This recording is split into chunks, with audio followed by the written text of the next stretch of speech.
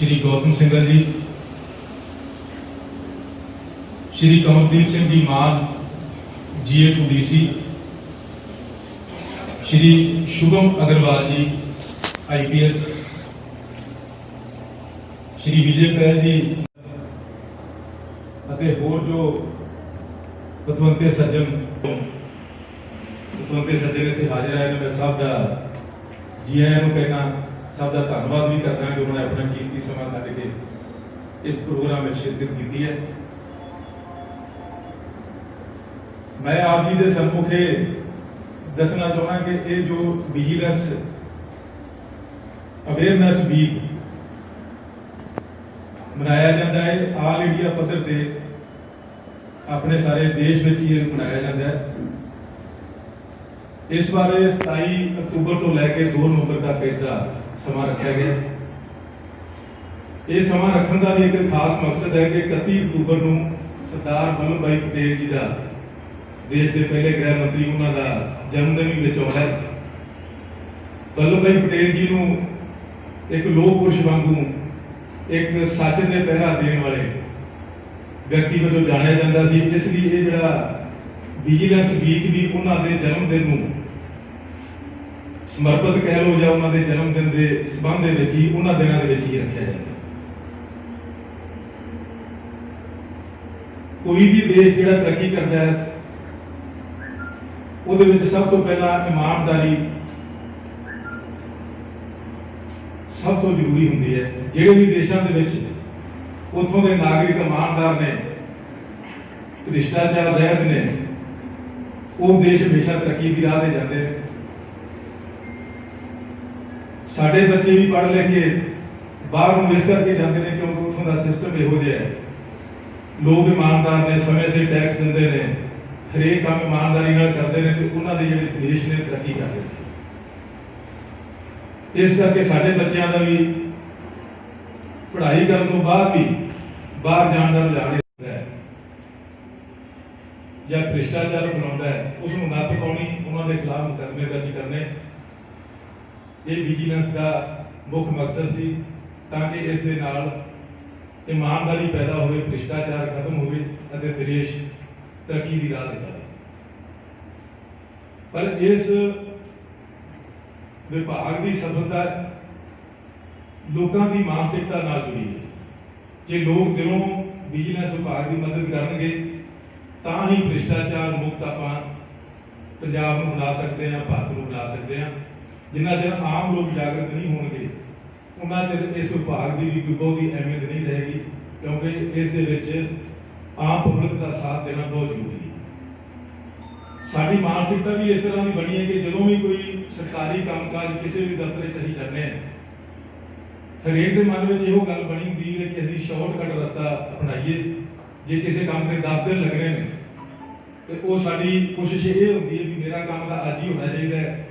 ਉਹ ਬਾਹਰ ਕਿਸੇ ਪੀਐਨ ਨਾਲ ਤਾਲਮੇਲ ਕਰੂਗਾ ਜਾਂ ਕਿਸੇ ਏਜੰਟ ਨਾਲ ਤਾਲਮੇਲ ਕਰੂਗਾ ਵੀ ਯਾਰ ਲੈ ਦੇ ਤੇ ਮੇਰਾ ਕੰਮ ਜਲਦੀ ਕਰਵਾ ਦੇ। ਇਸ ਕਰਕੇ ਉਹ ਜਿਹੜੀ ਰਿਸ਼ਵਤਖੋਰੀ ਦੀ ਆਦਤ ਹੈ, ਉਹ ਪਹਿਲਾਂ ਆਪਣੇ ਆਪ ਹੀ ਆਪਾਂ ਸ਼ੁਰੂ ਕਰਦੇ ਹਾਂ, ਆਪਣੀ ਸ਼ਾਰਟਕਟ ਰਸਤਾ ਬਣਾਉਣ ਵਾਸਤੇ, ਕਿ ਮੇਰਾ ਕੰਮ ਜਲਦੀ ਹੋ ਜਾਵੇ, ਸਿਸਟਮ ਵਿਗੜਦਾ ਤਾਂ ਵਿਗੜ ਜਾਵੇ, ਅਫਸਰ ਲਾਲਚੀ ਹੁੰਦਾ ਤਾਂ ਹੋ ਜਾਵੇ।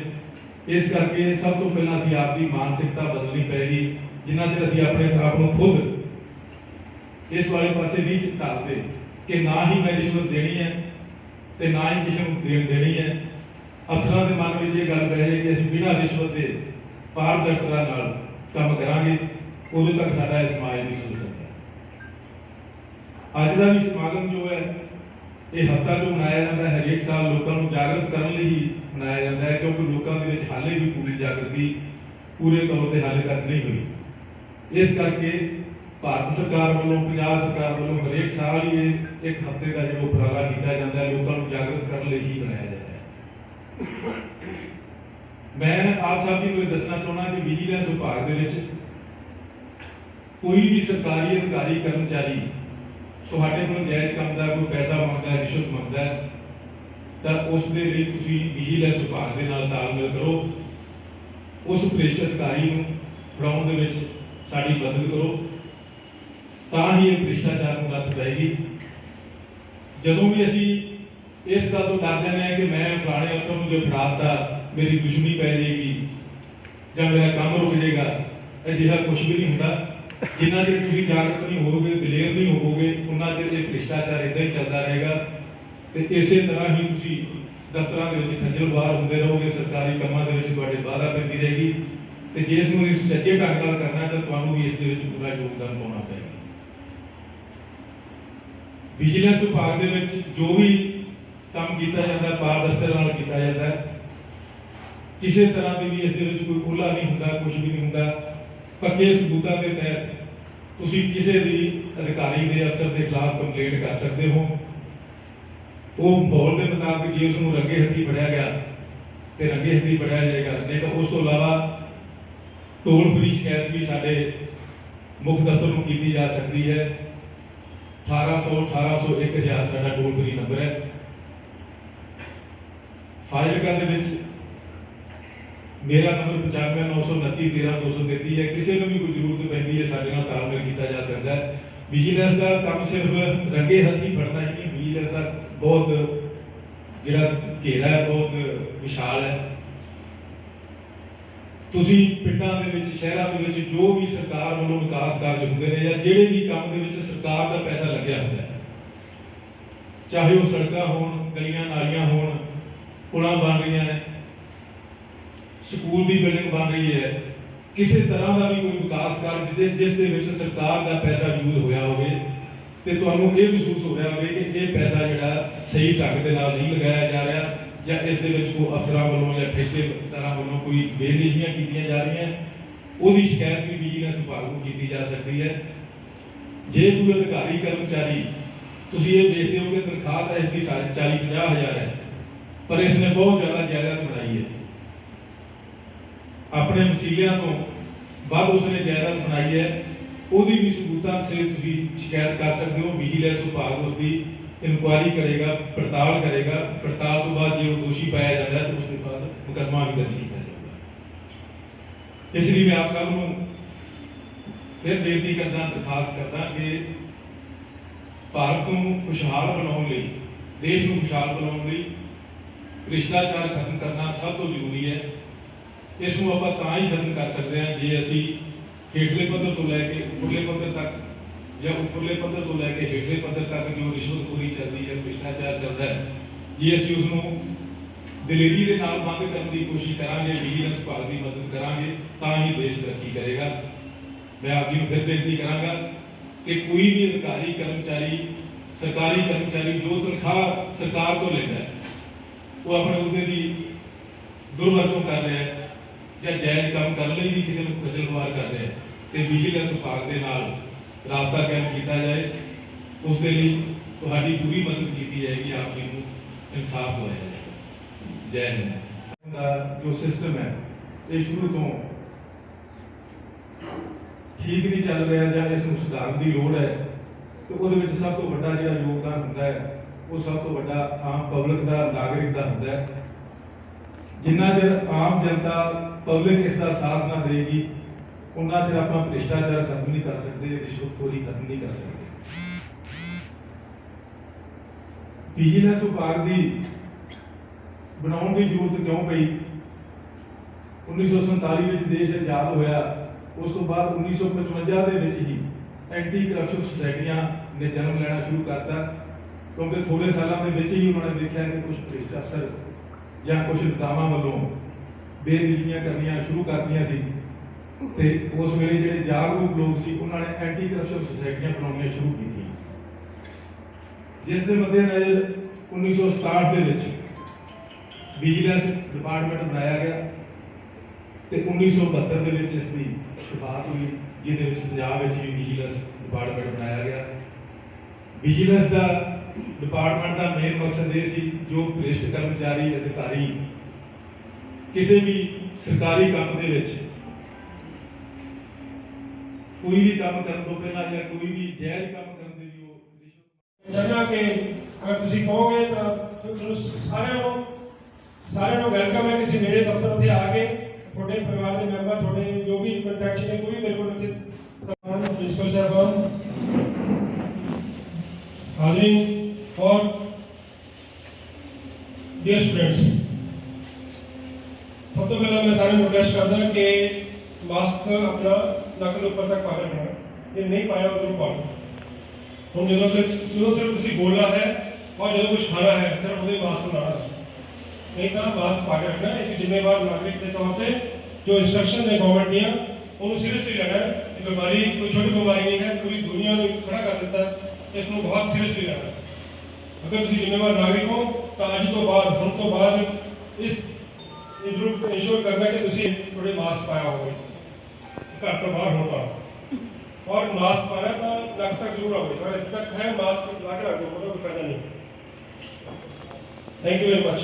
तो मैंने पता है कि लेडीज कहते हैं कि सोनी लिपस्टिक लाई है बस दिखती नहीं है, बंदे कहते हैं कि मुझको वट दे भी ला रहे हैं कुछ तो थले रुक गई, पर बीमारी में सीरियसली लेना है और किसी मास्क को पकड़ रखना है और बार हाथ धोने हैं।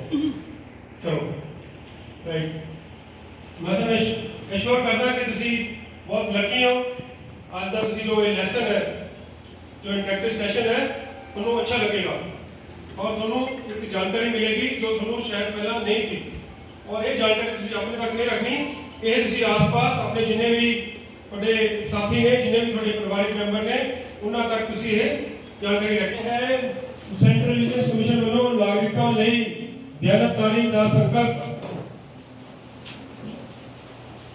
तुसी वैसे पीछे से बोलना है, मेरा मानना है कि अपना सच्चा आत्मसंघर्ष करो, थोड़ा ऊपर हो यार।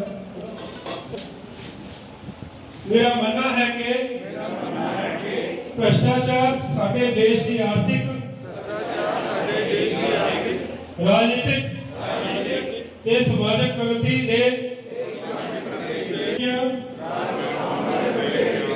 विचों एक है।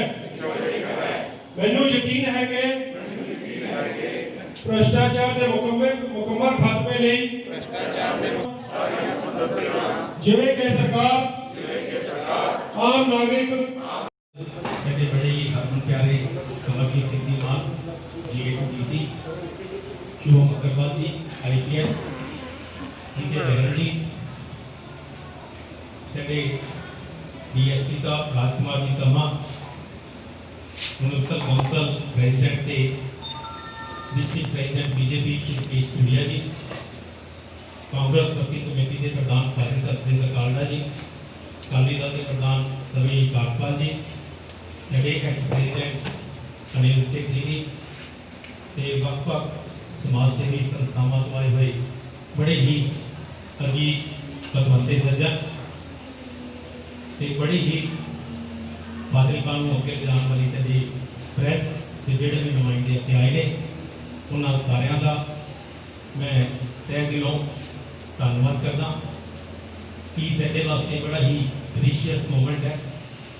मैं पर्टिकुलरली DSP साहब का कि उन्होंने साडे स्कूल नूं चूज किया कि तुहाडे स्कूल की जिहड़ी असीं कंपेन चला रहे हैं मीडिया विजिलेंस डिपार्टमेंट वालों, उनका जिहड़ा सैमीनार करवाया जाना है वो गर्ल्स स्कूल दे विच करवाया जाए। पर्टिकुलरली उन्होंने मैं स्पैशल थैंक्स भी करता। ते साडे तो बीइंग ए प्रिंसीपल ये विभाग की साडी सरकार की यही एक्सपैक्टेशन होती है कि जो भी SSP साहब ने या DSP साहब ने जो भी गल्लां दसियां ने, ये साडा फर्ज बनता है, ये साडी मौलिक ड्यूटी भी है कि उन्होंने अवेयर करना। असीं तुहानूं अश्योर करने कि हर घर के जिहड़े साडे बच्चे ने, साडा जिहड़ा यूथ है, ये जिहड़ी आपसी दी मूवमेंट चलाई जा रही है, असीं कोशिश करांगे हर घर के जिहड़ी मूवमेंट है वो पहुंचे। SSP साहब ने बड़े ही एक वधिया तरीके दे नाल आपां नूं सारा कुछ समझाया है ते असीं उम्मीद भी करते हैं कि जिहड़े साडे स्टूडेंट्स ने, साडे टीचर्स ने, जो इन्होंने आपां नूं दस्सिया है उन्हां दी आपां इनबिल्ट जिहड़ी पालना है वो करनी है। इन्होंने ये भी आपां नूं दस्सिया कि करप्शन की चीज़ है। आम तौर पर जिहड़ा करप्शन का मुद्दा है, जिहड़ा जनरल लेमैन है, वो सिर्फ पैसे नाल जोड़ता है। इनकी जी रेंज है या जी डोमेन कह लेते हैं आप, वो इस तो नहीं ज़्यादा है। जेकर कोई भी अधिकारी अपना ड्यूटी टाइम पूरा दफ्तर के नहीं लगाता, वो भी एक तरह की करप्शन है। या जोड़े कॉन्स्टिट्यूशन साडे राइट ने, जोड़े सैनू फ्री मिलने चाहिए ने, या जी सरकारी फीस के हिसाब नाल मिलने चाहिए ने, इस तो इलावा कोई भी अफसर साहबान साढ़े को किसी होर चीज़ की मंग करता है, चाहे वो पैसा है, चाहे किसी होर तरह की एक्सप्लाइटेशन है, वो सारा जिहड़ा है वो करप्शन के अंडर आता है। ये मेरी समूह जिहड़े अपने बच्चे बैठे ने इन्हों भी है इसे तरह ही आप जी अगे सारी गल है जी समाज के प्रोपोगेट करनी है। मैं बीजे प्रिंसीपल जिहड़े भी साडे कोल ऑफिसर साहब आए ने उन्होंने इंश्योर करदा कि जो एक्सपैक्टेशन साडे तो है असीं उहदे ते खरे उतरांगे। एक बार फिर आप साडे स्कूल में आयो तह दिलों अपने वालों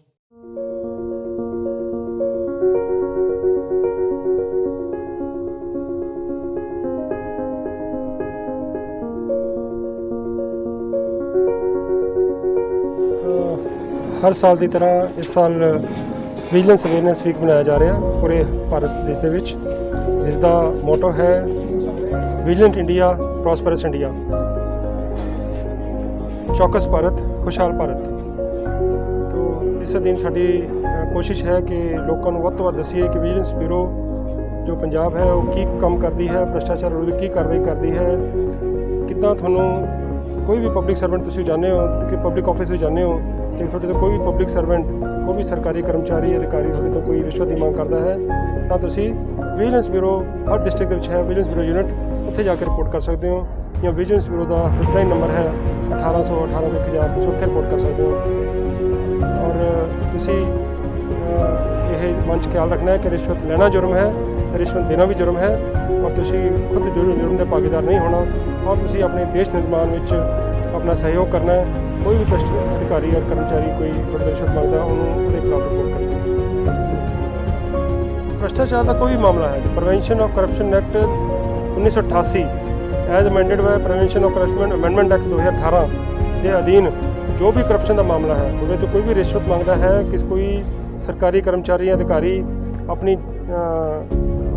आमदन तो वध जायदाद इकट्ठी करता है, कोई भी वित्तीय लाभ लिए कोई सरकारी कर्मचारी अपना कोई अपनी पोस्ट की दुर्वरतों करता है तो तुसी उहदी रिपोर्ट विजिलेंस ब्यूरो नूं कर सकते हो। विजिलेंस अवेयरनेस डे मनाया जाता है, भ्रष्टाचार विरोधी जागरूकता हफ्ता। ये सारे भारत लैवल पर मनाया जाता है क्योंकि 31 तरीक को सरदार वल्लभ भाई पटेल जी का जन्मदिन में आता है। ये हफ्ता उन्होंने समर्पित क्योंकि वो कुछ साथ चलने वाले थे, एक साल ही मनाया जाता है। इस के तहत ही अगला प्रोग्राम बनाया गया ताकि भ्रष्टाचार के लोग जागरूक किया जा सके। कोई भी अधिकारी कर्मचारी सरकारी कर्मचारी रिश्वत की मांग करता है किसी भी काम में, उसके लिए विजिलेंस विभाग अप्रोच की जा सकती है। असं उसके खिलाफ सख्त कार्रवाई करेंगे, सबूतों के तहत सानू मिलिया जाए। कोई भी इस तरह का भ्रष्ट व्यक्ति है, भ्रष्ट कर्मचारी है, असं उसके खिलाफ कार्रवाई करेंगे। ये फाइलका के अज जो शहरी एरिए का और गौरमेंट सीनियर सैकेंडरी स्कूल फाइलका कराया गया। 28 तरीक को देहाती प्रोग्राम मंडी रोड़ा वाली जलालाबाद हल्के के कराया गया। इस तो इलावा होर भी असी सैमीनार लगातार लगाते रहते हैं, पर इस हफ्ते के लोगों को जागरूक करने स्पैशल साडा टीचा होता है कि वध तो वध लोगों को जागरूक